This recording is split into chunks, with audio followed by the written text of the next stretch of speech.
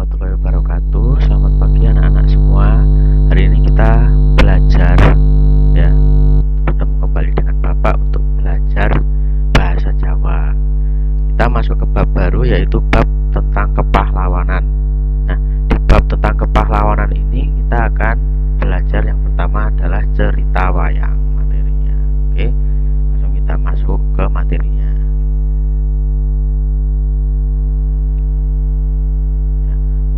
Wayang iku salah sijine kebudayaan kang ana ing tlatah Jawa. Jadi wayang itu adalah kebudayaan yang ada di daerah Jawa. Nah, sumber cerita wayang iku saka cerita Ramayana lan Mahabharata. Jadi sumber cerita yang diceritakan dalam pewayangan itu biasanya bersumber dari cerita Ramayana dan cerita Mahabharata. Nah, lakon wayang kang digelarake uga maneka warna tuladhane. Jadi tokoh pewayangan yang digelar di pagelaran wayang itu sangat banyak contohnya. Nah, ini contohnya ada ini Arjuna Wiwaha, cerita Arjuna Wiwaha yang menceritakan tentang tokoh utamanya adalah Raden Arjuna. Kemudian ada Bima Bungkus, itu cerita yang diperankan tokoh utamanya adalah Bima atau Werkudara kalau di Jawanya, nama Jawanya. Terus yang ketiga ada Dewa Ruci. Dewa Ruci ini yang memerankan juga Bima, Werkudara, dan juga ada Dewa Ruci. Anak-anak bisa mencari lebih tahu lagi di internet tentang cerita dari ketiga lakon pewayangan ini, dan masih banyak lagi contoh-contohnya. Nah, dalam pagelaran wayang itu biasanya mempunyai pitutur atau namanya itu amanat atau pesan yang luhur, pelajaran yang luhur. Pitutur saka pagelaran wayang iku uga jadi pesan dari pagelaran wayang atau amanat dari pagelaran wayang itu contohnya seperti tentang rendah hati, atau dalam bahasa Jawanya disebutnya andap asor. Kemudian toto kromo, tata krama, bagaimana kita harus berperilaku, bertingkah laku. Kemudian ada kesusilaan, tadi salah nulis ya, kesusilaan, tentang norma kesusilaan.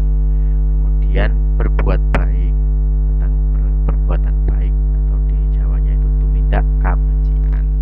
Jadi di dalam pagelaran wayang itu duweni pitutur lan piwulang yang kang luhur. Lanjutkan. Nah, dalam sakjroning pagelaran wayang itu juga banyak sekali hal-hal yang harus dipersiapkan, alat-alat yang harus dipersiapkan. Alat ini kalau bahasa Jawanya itu piranti ya. Jadi dalam bahasa Jawanya piranti kang kudu dicepakake ing pagelaran wayang. Alat-alat yang harus disiapkan di pagelaran wayang, yaitu yang pertama ada kelir. Nah, anak-anak sambil juga menyimak di LKS halaman 38. Kelir itu seperti apa sih? Kelir itu yang ini, yang putih-putih ini, yang dibentangkan ini, bentuknya persegi panjang ini. Nah, kelir itu digunakan untuk ini, kan wayang ini nanti waktu pagelarannya itu, jadi dalang ada di balik kelir ini, terus nanti terlihat bayang seperti kita bermain bayangan dengan waktu mati lampu, kita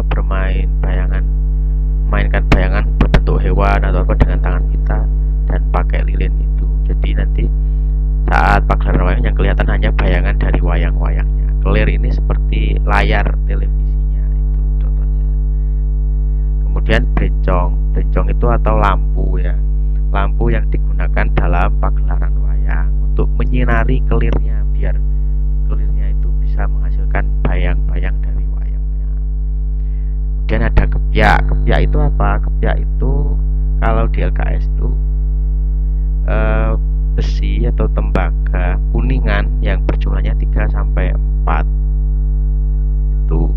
Kemudian ada kotak wayang. Kotak wayang digunakan untuk menyimpan wayang-wayang yang akan digunakan dalam pagelaran. Kemudian